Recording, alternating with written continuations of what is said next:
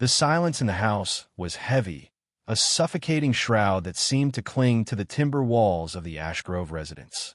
I sat at the kitchen table, the wood scarred from years of family meals that once felt like celebrations, but now felt like stage performances. At 72, I, Arthur Miller, had learned to measure the temperature of a room by the way my son's wife, Sarah, avoided looking at me. She sat directly across from me, her posture rigid, her hands folded with the precise, practiced elegance of someone chairing a board meeting. There was no warmth in her eyes, only a clinical, calculated focus. "Arthur," she began. The name felt like a cold stone dropping into a quiet pond. She didn't call me Dad, nor did she use any term of endearment. It was simply Arthur, a name that placed me at a professional distance, like a tenant or an inconvenient employee. I stared at the cup of lukewarm tea in my hands, feeling the weight of the silence. Lachlan, my son, was hovering near the refrigerator, his eyes fixed on the floor, his frame tense as if he were waiting for a fuse to blow. "We have reached a point where the current financial arrangement is no longer sustainable," Sarah continued, her voice devoid of any inflection.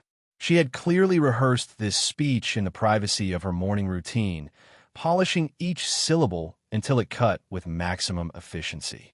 "When you moved in after Margaret passed, we were happy to help. But that was 3 years ago. You live here rent-free. You contribute nothing to the utilities, and yet you are sitting on $214,000 in savings. It is inefficient."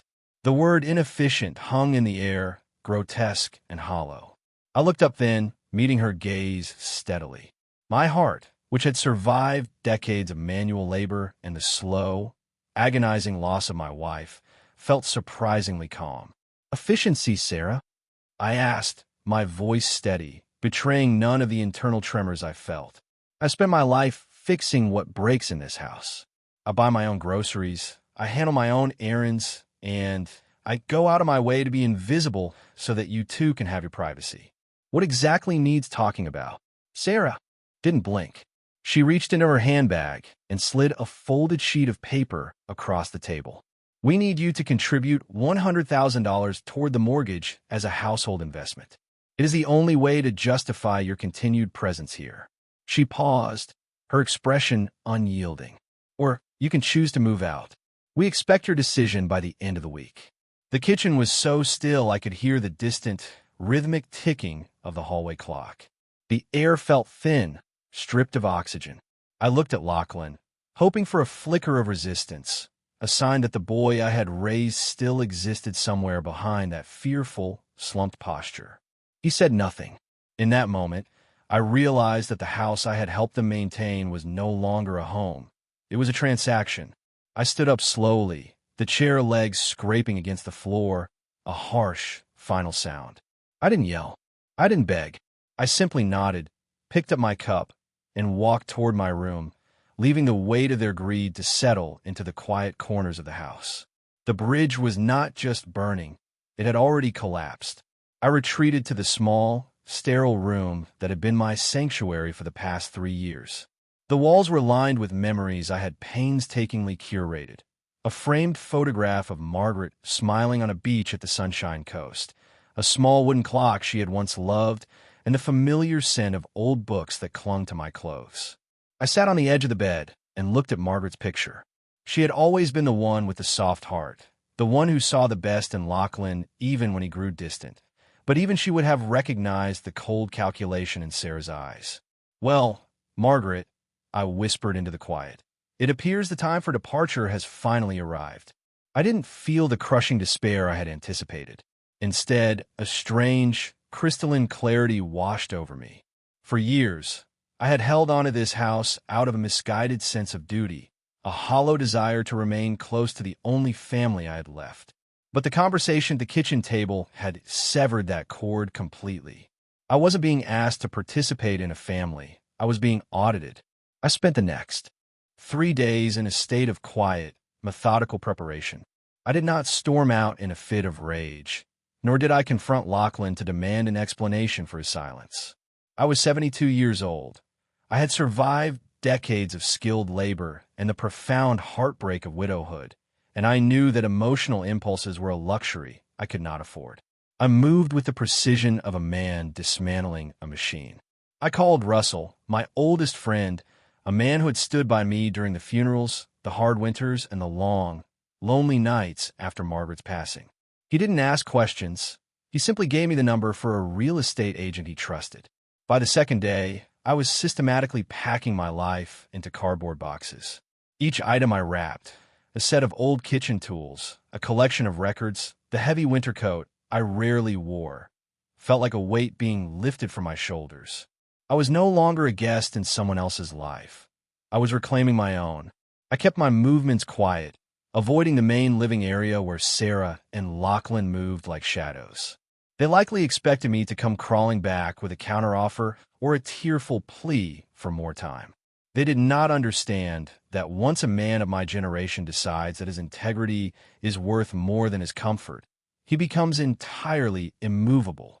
On the third afternoon, I stood in the center of my nearly empty room. The silence was no longer heavy. It was spacious. I looked at the photograph of Margaret one last time and placed it carefully into a padded box. I had survived the worst life could throw at me. And this was merely a transition. I had found a quiet, single-story house in the Gap, a place where I wouldn't have to justify my existence or calculate the cost of my presence. As I sealed the final box, I knew that I was not just moving to a new address. I was walking out of a prison I had built for myself. My resolve was set, and for the first time since Margaret's death, I felt the sharp, exhilarating pull of a future that belonged entirely to me. The move to the Gap was an act of quiet reclamation. On a crisp Saturday morning, Russell arrived with his utility truck, and we loaded the boxes. In silence, a shared, unspoken understanding passing between us. As we pulled away from the Ashgrove house, I didn't look back. There were no sentimental glances at the front door, no lingering thoughts for the life I was leaving behind. I was leaving behind a transaction. I was driving toward a life. When we arrived at the new property, the air felt different, thinner, cleaner, scented with the native bushland that surrounded the quiet streets of the Brisbane foothills. The house was modest, a low-set timber dwelling with deep eaves and a porch that caught the morning light. It needed work. The screen door hung slightly askew. The garden was a tangle of overgrown native grasses, and the kitchen faucet hissed with an intermittent, erratic rhythm. But it was mine. Stepping across the threshold, I felt a profound sense of ownership that had been absent from my life for years. For the first few days, I existed in a rhythm of restoration. I spent my mornings repairing the small, neglected flaws of the house. I tightened the hinges on the screen door, sanded down the rough patches on the porch, and replaced the washers in the kitchen plumbing until the water flowed in a steady, silent stream. There was a deep, meditative satisfaction in this manual labor. It was a conversation between myself and the structure I inhabited. I wasn't just fixing a house.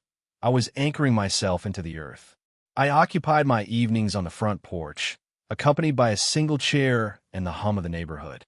The streets of the Gap were remarkably still compared to the restless energy of Ashgrove. Here, the landscape was defined by the ancient canopy of trees that crested the nearby ridges. As the sun dipped behind the western hills, the sky would bruise into shades of deep violet and burnt orange, casting long, elegant shadows across my newly cleared lawn. I would sit there with a cup of tea, watching the butcher birds forage in the grass, listening to the ambient symphony of the Australian bush. It was during these quiet hours that the weight of the last 3 years began to dissolve. The anxiety that had constantly hovered at the periphery of my vision, the fear of overstaying my welcome, the calculation of my every move, the stifling pressure to be invisible, evaporated. In its place, a sense of belonging took root. I was no longer a burden to be managed or an asset to be leveraged. I was Arthur Miller, a man of 72, sitting on his own porch, breathing his own air. Every creak of the floorboards under my feet, every stubborn lock I managed to turn, and every patch of garden I cleared was a testament to my own autonomy. The house was not perfect, but it was honest, and in that honesty, I finally found the space I needed to simply be. It was on my 7th day in the gap that I first encountered Dorothy, or Dottie, as she would soon insist. I was in the backyard, engaged in a spirited dispute with a patch of invasive weeds that had clearly been colonizing the fence line for decades. The morning was humid, and the sweat was beginning to prickle at my hairline when a voice drifted over the wooden slats, crisp and authoritative as a school assembly announcement. "You are wasting your time with that hoe, Arthur. The root systems in this soil are deep enough to anchor a ship." I straightened, wiping my brow, and peered over the fence. Sitting in a wicker rocking chair on the neighboring porch was a woman who looked as though she had been permanently etched into that very spot. She wore a neat yellow cardigan despite the rising temperature, and her silver hair was pulled back with military precision. A book lay forgotten in her lap, and in her hand she held a teacup that looked far too sturdy for delicate sipping. "I imagine you have a better suggestion, then?" I asked, unable to keep a faint smile from forming. She didn't miss a beat. "A sharp spade and a bit of patience. And for heaven's sake, don't just hack at the tops. You have to go under the taproot. My late husband, Frank, used to try to burn them out. A fool's errand," as I told him repeatedly. She looked me up and down with the practiced eye of a former administrator judging a student's potential. "I'm Dati Paterson. I assume you're the one who finally took the Henderson place off the market." "Arthur Miller," I replied, leaning on my shovel. "And yes, I suppose I am. Well, Arthur Miller, keep an eye on your north-facing garden bed. The previous owners were fond of hydrangeas, which require more devotion than most people are capable of providing. If you let them wilt, I shall be forced to intervene." That was the extent of our first encounter, but it set the tone for everything that followed. Over the next fortnight, our interaction evolved from polite neighborly observations into a structured, if unspoken, routine. Dottie was a force of nature, a retired school principal who navigated her world with the same discipline she had once applied to thousands of unruly teenagers. She had a way of appearing at her fence line at precisely the right moment to offer a piece of unsolicited, yet undeniably accurate, advice. She told me about Frank, who had apparently spent his retirement trying to solve golf-related physics problems until his heart gave out on the 11th hole. She spoke of her daughter in Melbourne, whose weekly calls were treated with the gravity of a board meeting. And, true to her word, she brought over a small ceramic dish containing a peach cobbler that was, in truth, an absolute marvel of pastry work. As we sat on my porch that evening, the ceramic dish between us, the conversation deepened. She didn't press for the history of why a man of my age had moved into a fixer-upper on his own. She simply accepted my presence as part of the neighborhood's new geography. In the company of Dottie Patterson, the silence wasn't empty. It was comfortable.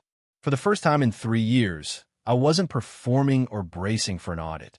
I was just Arthur, a man who liked a strong cup of tea in a well-tended garden, sitting on his own porch, watching the shadows stretch across the grass, feeling the quiet, steady weight of a life finally coming into focus. The passage of weeks brought with it a serene rhythm, a cadence of existence that felt almost alien after the stifling atmosphere of Ashgrove. My life at the Gap had settled into a predictable, yet deeply satisfying pattern. Mornings dedicated to the upkeep of my modest timber home, and afternoons marked by the shared quietude with Dottie. We had developed a system of subtle communication, a wave of a gardening glove, a nod over a morning cup of tea, or a sharp, humorous observation shouted across the fence line. It was a companionship built not on dependency, but on the simple, radical act of witnessing one another's days. In Ash Grove, every moment had been a negotiation, every silence a tension-filled void where I had to measure my footprint. Here, the silence was a language unto itself. I found myself reclaiming parts of my identity I had buried under the pressure of being accommodating. I returned to my woodworking, setting up a small bench in the shed to craft simple garden furniture, my hands rediscovering the familiar texture of cedar and the precise bite of the chisel. Dottie would often watch from her porch, her sharp eyes missing nothing, occasionally offering a critique that was as biting as it was correct. She was the anchor I hadn't known I needed a person who required nothing of me other than my presence. While my world expanded, I could not entirely escape the gravity of the past. The occasional news of Lachlan and Sarah would reach me, mostly through the thin, filtered information provided by neighbors who still maintained contact with the Ashgrove circle. I heard whispers of stress in their household, of a professional trajectory that seemed to be faltering, and of a general irritability that had become their hallmark. I didn't reach out. I didn't offer advice. I had learned the hard way that to interfere in the architecture of another person's failures is a path to resentment.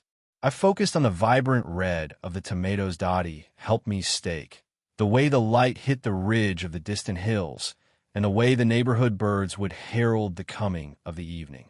One evening, as we sat together, Dottie studied me with a clinical intensity that made me pause. "You look lighter, Arthur," she observed, her voice softened by the twilight. "The tension you carried when you first arrived has finally stopped sitting on your shoulders." I looked out at the ridge, feeling the truth of her words resonate in my chest. I wasn't just surviving, I was inhabiting my own life again. There was no audit, no investment, strategy, and no household arrangement. There was only the present moment, the cooling air, and the company of a woman who measured the world with the same uncompromising honesty I had finally begun to embrace. I realized then that my departure from Ashgrove had been an act of survival, and here, in this quiet patch of Brisbane, I had finally started to live. The serenity of my routine was shattered on a Wednesday evening. The sky was an unforgiving, cloudless blue, and I was busy sanding a cedar chair on the back porch when my phone began to vibrate against the workbench. It was Lachlan. I stared at the screen for a long time, the rhythmic screech of the sandpaper dying away until the neighborhood was agonizingly quiet. I had not spoken to him since the day I moved out, the day he stood in the driveway with his hands in his pockets, watching me haul my own life into a truck. I answered, my voice steady, though my pulse accelerated with an old, familiar tension. "Lachlan, Dad," he said. His voice was not the controlled, rehearsed tone of a man in charge. It was thin, brittle, and strained. I need to talk to you. Do you have a moment?" "I'm working on the porch," I replied, my tone neutral. "So, talk if you must." A long silence stretched across the line, heavy with the things he was clearly struggling to articulate. "Things have been difficult here. Everything feels like it's falling apart. Sarah and we've had some setbacks." I didn't offer comfort. I didn't probe.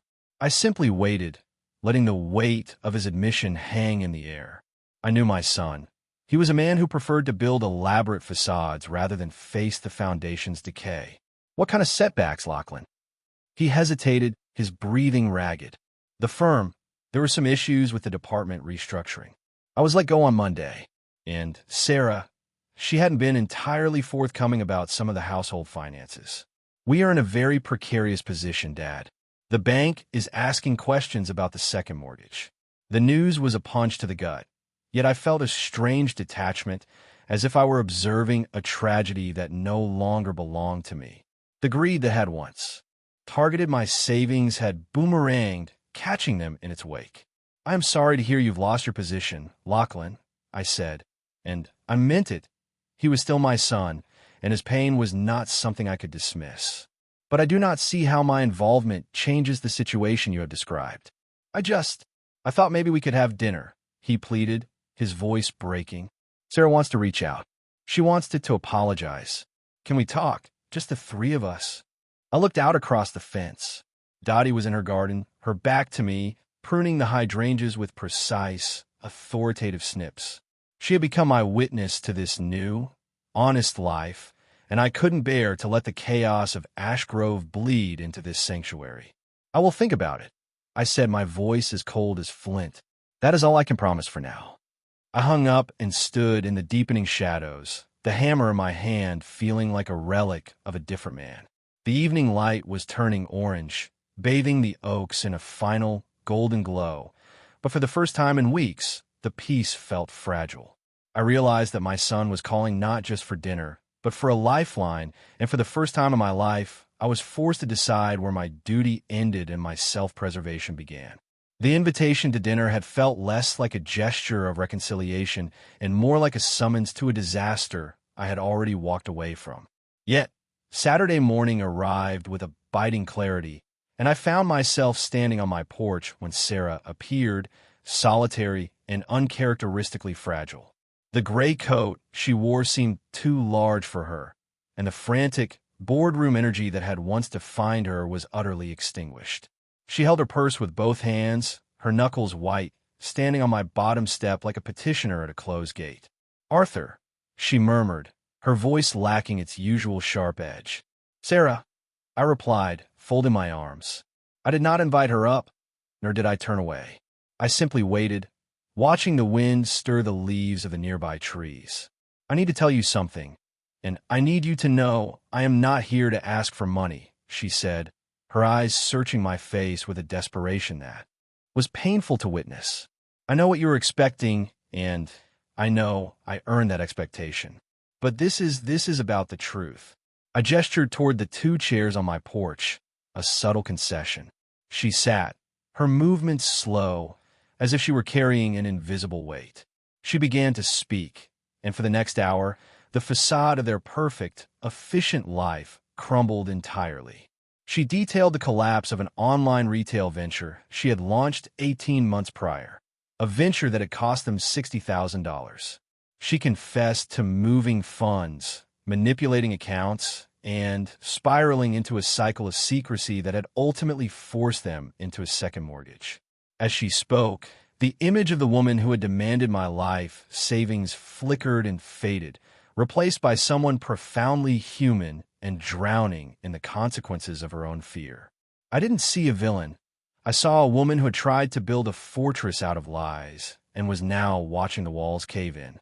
I recalled my own life with Margaret, how she used to fidget with her tools when she was anxious, and realized that greed, at its core, was often just fear dressed in expensive clothes. "Why tell me?"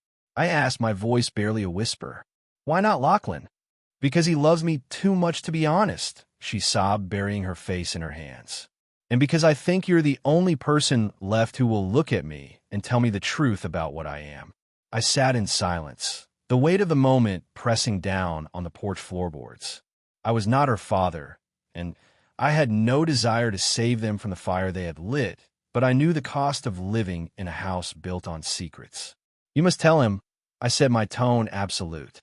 "Every detail, every debt tonight. That is the only condition upon which I will even consider sitting at your table."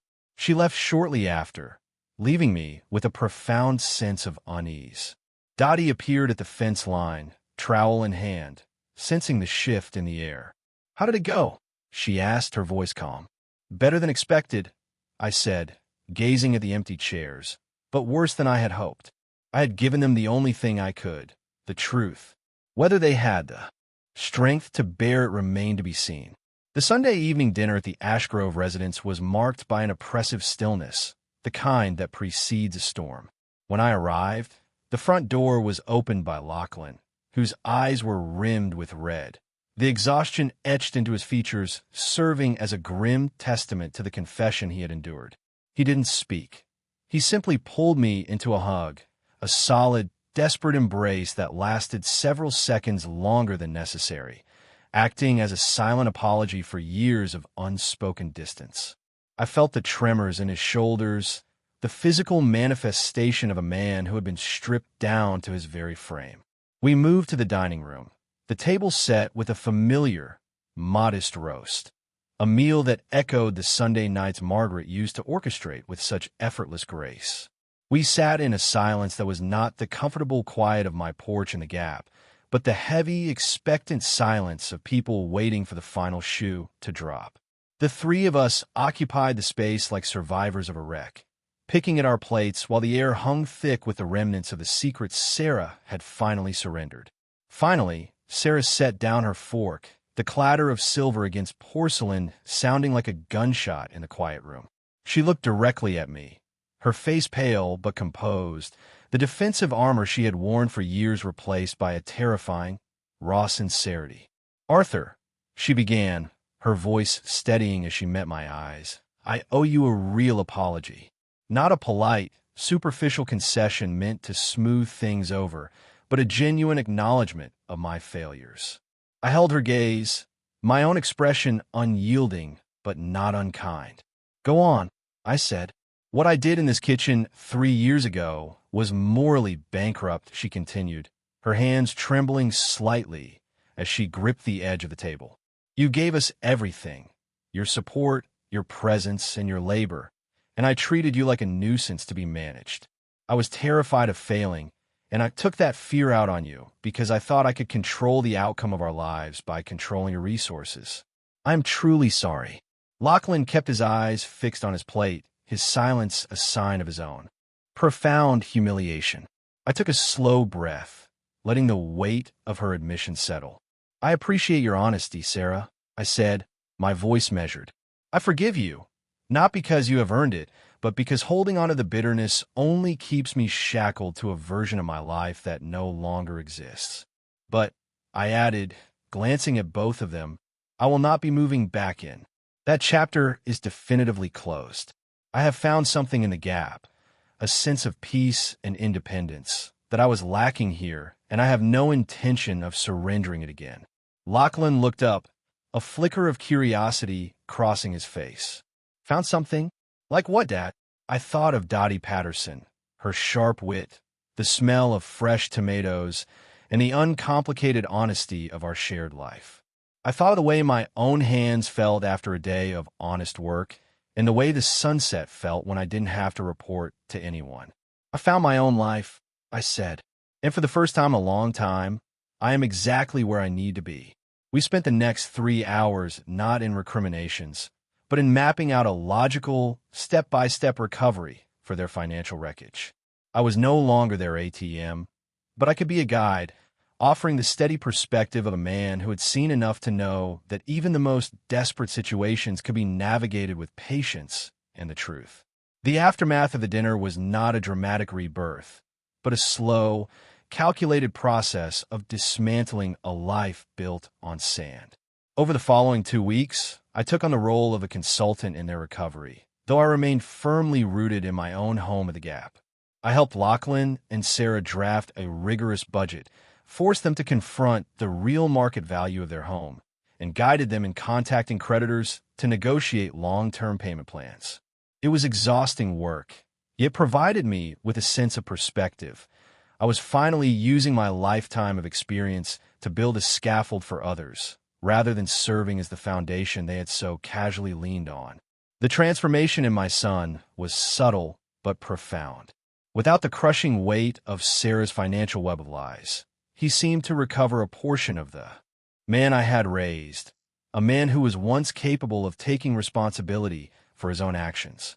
There were evenings when he would call, not to ask for a solution, but simply to report on his progress in finding new employment or to acknowledge the difficulties he was finally facing head-on. I listened, offered the occasional piece of hard-won advice, and kept my distance. We were rebuilding a relationship, but it was being constructed on a new premise: mutual respect, not convenience. I returned to my own sanctuary in the Gap each evening with a gratitude that felt almost physical. The routine of my life had become a precious commodity. I would arrive home to find the evening light casting long, amber fingers across my lawn, the smell of damp earth and eucalyptus lingering in the air. Dottie was almost always there, a steady, unwavering presence on her porch. We had moved beyond the fence line exchanges. Now, we shared our evenings on my porch, the ceramic cobbler dish often sitting between us, a testament to our unspoken pact of friendship. One Tuesday, while we were watching the evening clouds gather over the western ridge, Dottie observed, "You didn't write them a check, did you, Arthur?" "No," I replied, feeling a quiet pride. "I gave them my time and my counsel. That is all they were entitled to." "Good," she said, her voice sharp with approval. "People like them have to learn that the only way to stand upright is to use their own legs." I looked over at her, realizing that I had finally arrived at a place of complete alignment. I wasn't just surviving the loneliness of widowhood or the sting of familial betrayal. I was crafting a life of substance. Every decision I made now was an assertion of my own worth. I had been a father, a husband, and a dedicated worker. But in these final chapters, I had discovered the most vital role of all, a man who belongs entirely to himself. As the first stars began to pierce the darkening Brisbane sky, I felt a deep, resonant peace, knowing that the wreckage of the past was being cleared away, leaving only the firm, honest ground upon which I could stand. The final transition came with the arrival of summer. The Brisbane air had turned heavy and fragrant, the kind of heat that demands a slow pace and deep, deliberate breaths. I stood on my porch at 7:30 a.m., a mug of strong, dark coffee in my hand, watching the world wake up in shades of emerald and gold. My house in the Gap no longer looked like a fixer-upper, it looked like a haven. The fence was solid, the garden beds were thriving with Dottie's guidance, and the kitchen faucet, once a source of irritation, was now a silent, reliable servant. On the granite bench inside, the green folder remained, not as a burden, but as a reminder. It contained the records of my life, the testament of my hard-won independence. I had learned that the most profound victories are often the quietest. They don't arrive with a fanfare or a televised confrontation. They arrive with the steady, rhythmic sound of a man finding his own footing. I had finally stopped needing to be the provider, the savior, or the silent observer in someone else's play. I was at 72, simply Arthur Miller, and that was enough. Dottie appeared on her porch, her yellow cardigan replaced by a lightweight cotton blouse.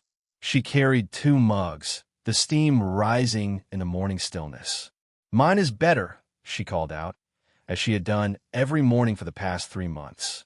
I stepped off my porch and crossed the grass, a man who had walked through the fire and emerged with his integrity intact. We sat in the warm sunlight, the butcher birds singing their complex, chaotic songs from the canopy of the Moreton Bay figs. I looked at my hands. The hands of an electrician, worn by decades of service, now steady and capable. I thought of Lachlan, who was beginning to rebuild his own life, and of Sarah, who was learning the uncomfortable weight of the truth. I wished them well, not from a place of proximity, but from a place of distance. I was no longer responsible for their gravity. "You seem settled, Arthur," Dottie said, her eyes tracking a honey eater as it darted through the leaves. "I am," I replied, the truth of it settling deep in my bones. I spent 40 years believing that family was about what you could give, but I've learned it is about what you refuse to lose, yourself. She smiled, the real one, the one that took years to build, and lifted her mug in a silent toast. We sat for a long time, 2 people who had weathered their own private storms, now watching the morning light move across the Brisbane hills. I was not starting over. I was finally arriving at the place I was always meant to be. I didn't need to keep one eye open anymore. I didn't need to worry about the cost of my presence or the fragility of my peace. I was home, and for the first time in my 72 years, the ground beneath my feet felt entirely, unshakably my own.